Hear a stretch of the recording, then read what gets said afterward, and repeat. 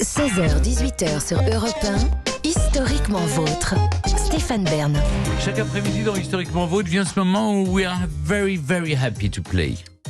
Alors je propose que même si le quiz historique du jour porte sur l'histoire de l'Angleterre, les questions soient posées en français.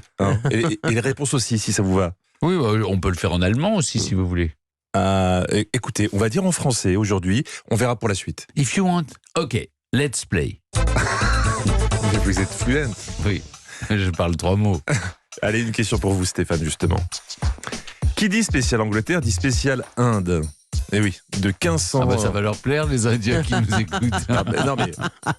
De 1757 à 1947, le sous-continent indien était appelé l'Inde britannique. Je vous apprends rien.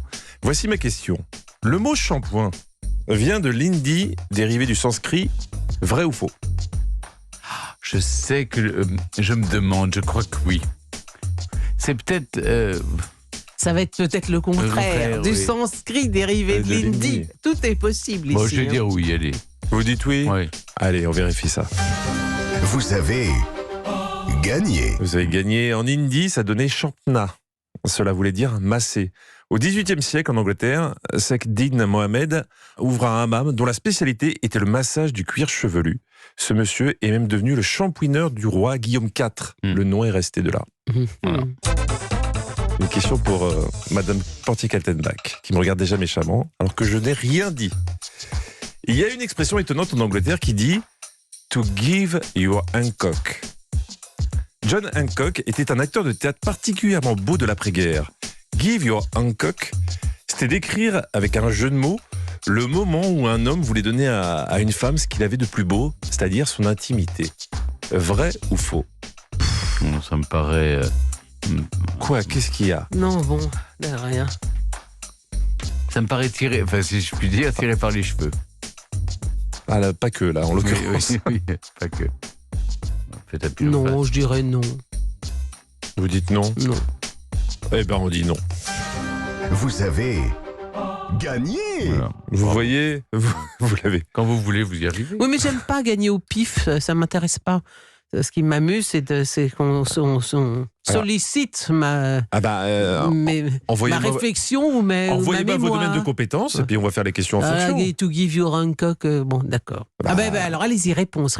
Alors qu'est-ce que c'est? Parce que je vais peut-être l'utiliser dans la vie courante. Exactement. John Hancock, au XVIIIe siècle, est un homme d'État américain. C'est lui qui a signé la déclaration d'indépendance des États-Unis. Donc, to give your Hancock, c'est tout simplement donner sa signature. Ah, voilà. Dis donc, le poseur de questions, ça se dit en bien Angleterre. tordu. Ça se dit en anglais en Angleterre, ça. Visiblement plus aux États-Unis. D'accord, c'est ça ce que je pensais. Mais je crois que c'était un questionnaire sur l'Angleterre. Il y a des pièges aussi. Le château d'Anwick est au nord de l'Angleterre, Stéphane. Oui, chez le duc et la duchesse de Northumberland. Il a été construit après la conquête de l'Angleterre par les Normands. Les éléments les plus anciens de l'édifice datent de 1096. Au pourtour du château se trouvent les jardins. Pendant 300 ans, ils étaient connus pour être un haut lieu du libertinage. Les arbres et les buissons furent même longtemps plantés pour faciliter les étreintes furtives. Vrai ou faux? Olney Castle est connu, surtout aujourd'hui, parce que la duchesse de Northumberland a mis dans ses jardins des sculptures d'art contemporain. Et d'autres châteaux anglais ont été des hauts lieux de liberté, mais pas Olnick. No, I don't think so. Olnick. Pourtant, écoutez... Oui, eh bien non, je dirais non. Vous diriez non. Oui. On vérifie ça. Vous avez encore gagné. Vous avez vu juste... Bravo. Le jardin, comment vous dites? Olnick. Une autre particularité, c'est un jardin qui est composé de plantes toxiques. En fait, il y a 16 hectares de jardin, ainsi qu'un endroit particulier avec plus de 100 variétés de plantes tueuses, toxiques. La visite se fait en gants et en tenue de protection. C'est le jardin d'Agatha Christie. Oh, c'est rigolo. C'est ça. Faut faire attention. Une question pour vous, Clémentine, pour égaliser. On connaît la tombe du soldat inconnu à l'Arc de Triomphe en France. Mais nos amis anglais ont eux aussi une tombe du soldat inconnu, c'est The Unknown Warrior. Et c'est à l'abbaye de Westminster. Sauf que depuis 23 ans, on sait qui c'est. Vrai ou faux? Alors je vois mal comment on aurait pu retrouver son identité, puisque le principe était précisément de prendre un mort sur les champs de bataille qu'on n'avait pas pu identifier, donc il n'avait plus de médaille militaire. Si on a retrouvé son identité, ça veut dire qu'il y aurait une grave erreur commise à l'origine de sa désignation, ou alors ou alors c'était vraiment en toute bonne foi, on s'est dit on ne le connaît pas, mais comment l'aurait-on identifié par la suite? Par son dentier, peut-être. Non, je réponds non à cette question. Non. Vous répondez non. Vous avez encore gagné. Vous avez vu juste. On sait juste qu'il a été enterré le 11 novembre 1920, le soldat inconnu anglais. Il l'a été en présence du roi George V et que sa tombe est faite en marbre noir de Belgique, c'est tout ce qu'on sait. Vous n'êtes pas tombé dans le piège, il va falloir une question pour vous départager. Début des années 2000, l'Angleterre affronte la Nouvelle-Zélande. En quoi? Ça, oui, je vous rassure, c'était pas une vraie guerre, c'était un match de cricket. Voilà. Un sport typiquement anglais. Pourquoi ce match restera dans l'histoire? Plusieurs propositions. Parce que c'est le seul match de l'histoire du cricket où il y a eu 0-0. Parce que le public a fait un bruit spécial pour un film.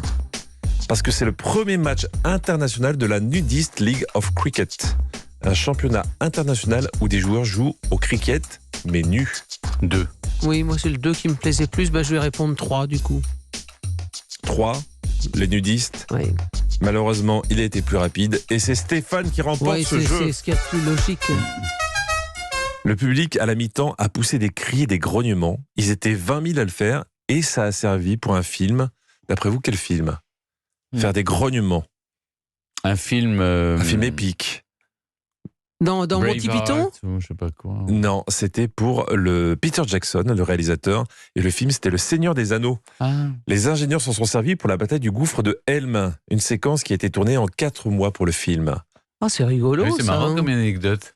Voilà. Merci beaucoup. C'est bien, merci beaucoup. Et merci Clémentine. Europe Historiquement vôtre. On se retrouve dans un instant avec nos patients anglais du jour. Après les infos, je vous raconte le roi anglais qui a patienté et qui sera couronné enfin demain. Le roi Charles III. Et vous, Jean-Luc, vous allez nous raconter un acteur anglais patient, lui aussi. Oui, le patient anglais Ralph Fiennes. C'est le titre du film, c'est son personnage aussi. Et ça tombe bien parce que patient, il a aussi été, vous verrez. Ah oui? Et pour ça, va falloir patienter encore un peu. Ok, je patiente. Europe 1, historiquement vôtre.